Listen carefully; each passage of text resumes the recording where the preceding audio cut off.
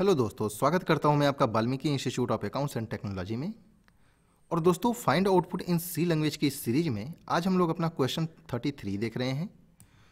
और जैसा कि दोस्तों आप जानते हैं कि ये प्लेलिस्ट जो हमारी है ये 400 प्लस क्वेश्चंस की प्लेलिस्ट है। तो इसी प्लेलिस्ट में इसी क्रम में आज हम लोग ये क्वेश्चन देख रहे हैं। दोस्तों, यहाँ पर मैंने 3 लाइन का कोड लिखा है। इस कोड को देखेंगे आप ध्यान से अगर, तो इसके पीछे मैंने अभी 2 वीडियोज़ जो अपलोड किए हैं, यानी क्वेश्चन नंबर 31 और 32, ये उसी के आगे है। दोस्तों 31 में हमारा कुल ये 2 ऑपरेटर था। जब क्वेश्चन नंबर 32 हमने पिछली वीडियो अपलोड की तो ये 3 हमने वहाँ पर ये ऑपरेटर थे वहाँ पर। आज के वीडियो में हमारे ये 4 हैं। तो दोस्तों, यदि आप सोच रहे हैं कि ये सभी वीडियोज़ एक समान हैं तो आप गलत सोच रहे हैं। सभी में कुछ ना कुछ डिफरेंसेस हैं। आप पीछे की इन दोनों वीडियोज़ को देखिए, आपको पता चल जाएगा। और एक बात और मैं कहना चाहता हूँ दोस्तों कि आप इस प्रोग्राम को, इस कोड को यदि आप टर्बो सी पे रन करेंगे तो आपको डिफरेंस आउटपुट आएगा। इसलिए मैं आपको एडवाइस करूंगा कि आप कोड ब्लॉक को यूज करें। अब दोस्तों, यदि आप ये सोच रहे हैं कि डिफरेंस क्यों आ रहा है, तो दोस्तों टर्बो सी का जो कंपाइलर है वो जो C89 है या आंसी सी, उसके लॉजिक को सपोर्ट करता है। और जो कोड ब्लॉक का ये जो लेटेस्ट मैं कंपाइलर यूज कर रहा हूँ ये C99 के स्टैंडर्डाइजेशन को सपोर्ट करता है। तो दोस्तों, जो C89 यानी कि आप सन 89 की बात करें, 90 की, उस समय में जो लॉजिक बनाई गई थी टर्बो सी के कंपाइलर उसको सपोर्ट कर रहा है अभी तक।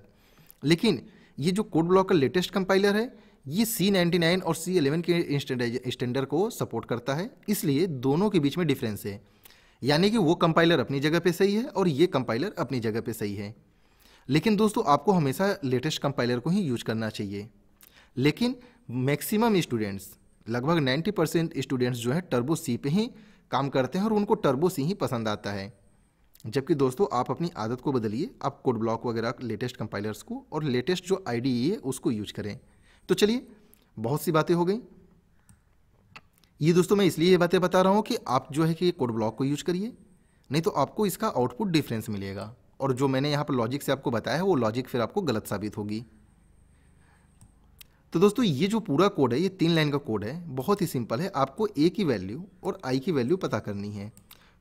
तो दोस्तों चलिए फटाफट अपनी इस स्क्रीन को पॉज कर लीजिए और इसका आउटपुट सोचिए कि इसका आउटपुट क्या आने वाला है। तो दोस्तों, उम्मीद करता हूँ कि आपने इसका आउटपुट सोच लिया होगा।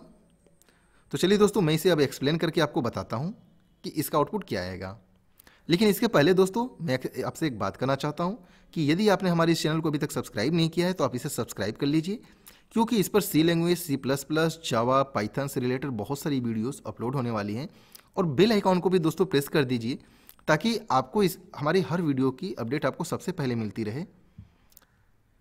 तो चलिए दोस्तों, अब हम लोग इसे एक्सप्लेन करते हैं। अब दोस्तों यहाँ पर देखिए, इस पूरे कोड को मैं बताता हूँ आपको। हमने यहाँ पर एक I नाम का इंटीजर वेरिएबल डिक्लेयर किया है और डिक्लेरेशन के टाइम में उसमें हमने यहाँ 10 वैल्यू इनिशियलाइज कर दी है। तो ये इसको हम लोग इनिशियलाइजेशन कहते हैं, डिक्लेरेशन विथ इनिशियलाइजेशन। यहाँ पर हमने इंट A यानी कि एक A नाम का वेरिएबल बनाया है जो कि इंटीजर डेटा टाइप का है, इन डेटा टाइप का। और उसके अंदर हमने ये पूरा एक्सप्रेशन जो है इनिशियलाइज किया है, यानी इस एक्सप्रेशन का जो रिजल्ट आएगा वो इस A में जाके स्टोर होगा। तो दोस्तों, हमें इस एक्सप्रेशन का पूरा रिजल्ट पहले पता करना है कि क्या आएगा। तो चलिए, इस एक्सप्रेशन का हम रिजल्ट इसको पूरा हम यहाँ से कॉपी करते हैं और अपने कमेंट सेक्शन में यहाँ पेस्ट करता हूँ और आपको मैं बताता हूँ। तो दोस्तों, यहाँ पर मुझे कमेंट सेक्शन थोड़ा सा चेंज करना होगा। मैं चेंज कर देता हूँ, मल्टीपल लाइन कमेंट्स कर देता हूँ। और ये अब दोस्तों यहाँ पर आप देखिए, ये हमारा जो है, इसे मैं थोड़ा और नीचे कर देता हूँ गैप। तो ये हमारा पूरा एक्सप्रेशन है जो कि सॉल्व होकर के इस A में स्टोर होगा। तो दोस्तों, सबसे पहले हम लोग किसी भी एक्सप्रेशन को सॉल्व करने के पहले हम लोग उस एक्सप्रेशन में ऑपरेटर कितने लगे ये ध्यान देते हैं और कौन से ऑपरेटर हैं।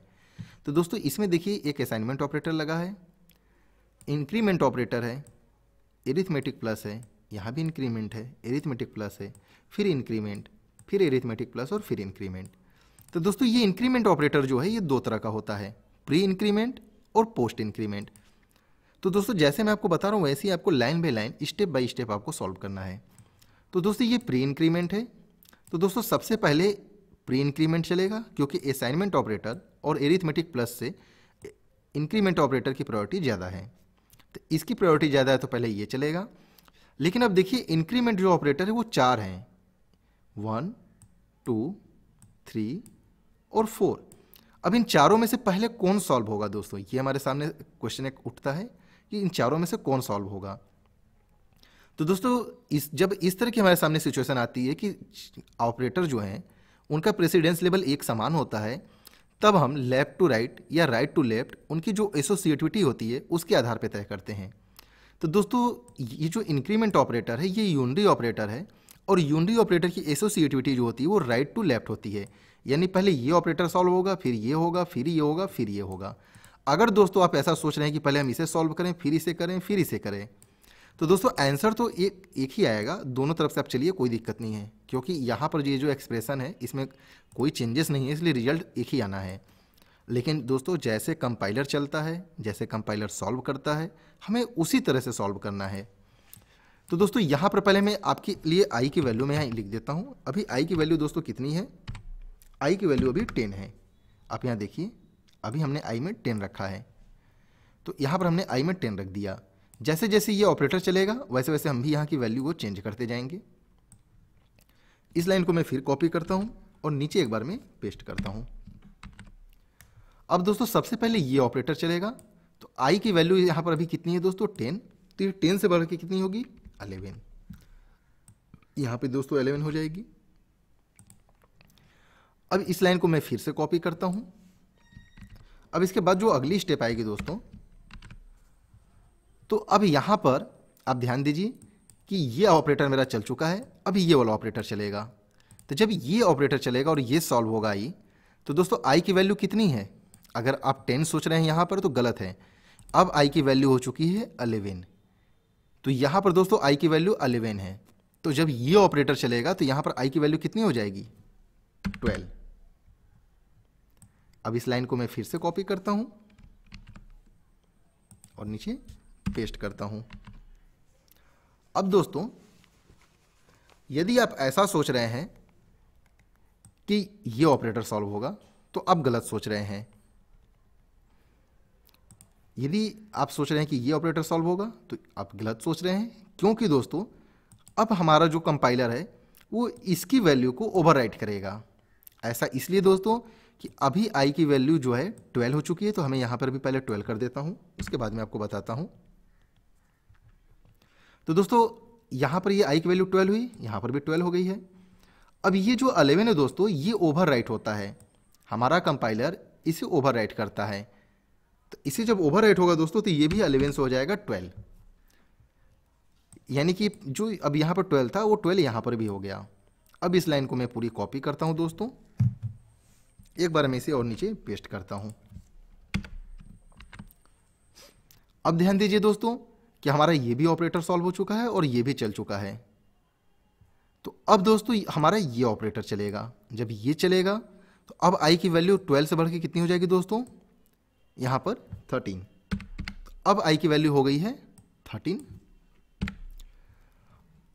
अब दोस्तों इस लाइन को मैं एक बार और कॉपी करता हूं और इसे मैं नीचे यहां पेस्ट करता हूं। अब दोस्तों यदि आप सोच रहे हैं कि ये ऑपरेटर नहीं चलेगा और ये दोनों की वैल्यू ओवरराइट होकर के होगी 13, तो अब आप गलत सोच रहे हैं, अब ये वाला ऑपरेटर चलेगा। अब दोस्तों आप सोच रहे होंगे बहुत कन्फ्यूजन है, तो मैं इस कन्फ्यूजन को दूर करता हूं दोस्तों। पहली बार देखिए ये ऑपरेटर चला, आई की वैल्यू 10 से 11 हुई। दूसरी बार में दोस्तों ये ऑपरेटर चला, आई की वैल्यू 11 से 12 हो गई। तीसरी बार में दोस्तों फिर यहाँ पर 11 की से बढ़ के 12 हो गई, इसकी ओवरराइट कर दिया इसने। इसके बाद दोस्तों जब ये ऑपरेटर चला तो आई की वैल्यू जो है 13 हुई। अब जब आई की वैल्यू दोस्तों 13 हो चुकी, तो अब आप सोच रहे हैं कि ये सभी 13 होंगे, तो ऐसा नहीं होगा। ये ओवरराइट वाला जो कॉन्सेप्ट है ये केवल पहले ऑपरेंड और दूसरे ऑपरेंड के साथ होता है। मैं फिर से बता रहा हूं दोस्तों कि ओवरराइट वाला जो कॉन्सेप्ट है वो सिर्फ पहले ऑपरेंड और दूसरे ऑपरेंड के साथ होगा।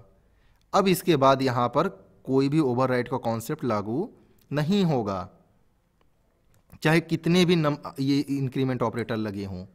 तो अब यहाँ पर ये 13 जो है ये 13 ही रहेगा।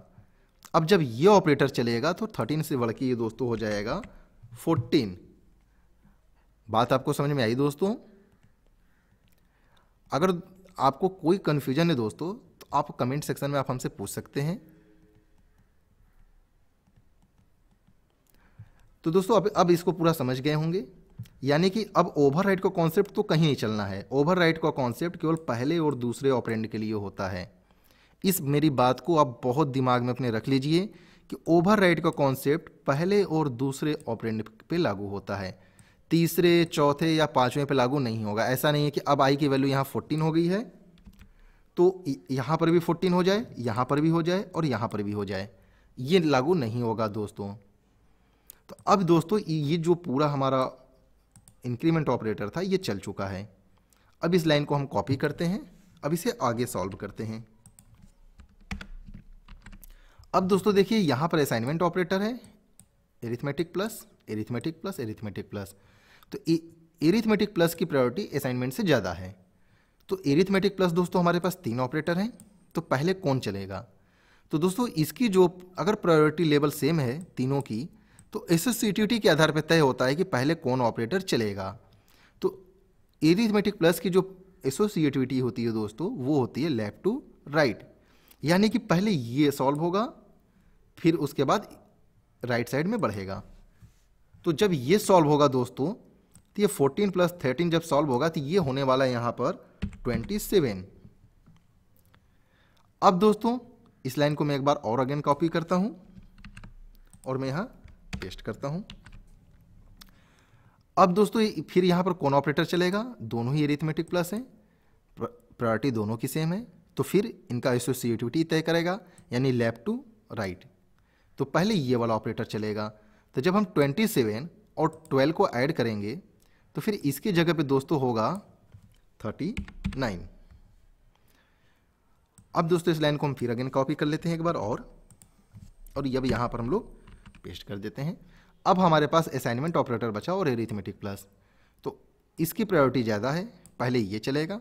जब हम 39 और 12 को ऐड करेंगे दोस्तों तो हमें मिलेगा 51, यानी कि ए के अंदर दोस्तों स्टोर होने वाला है 51 और आई की वैल्यू हो गई है इंक्रीमेंट होकर के 14।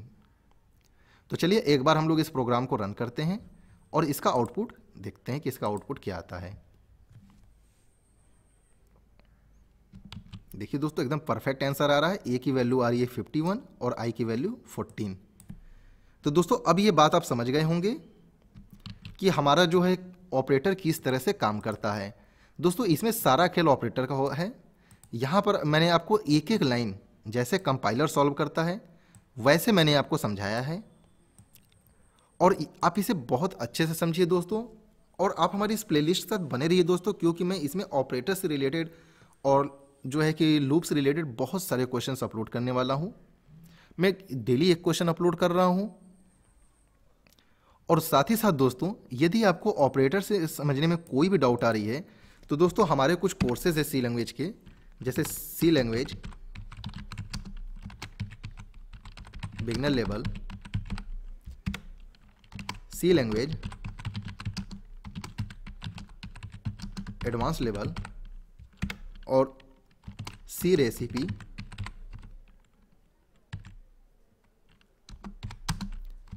ए प्रॉब्लम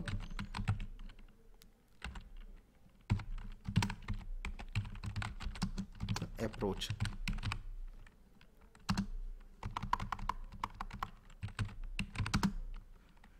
क्लियर दोस्तों?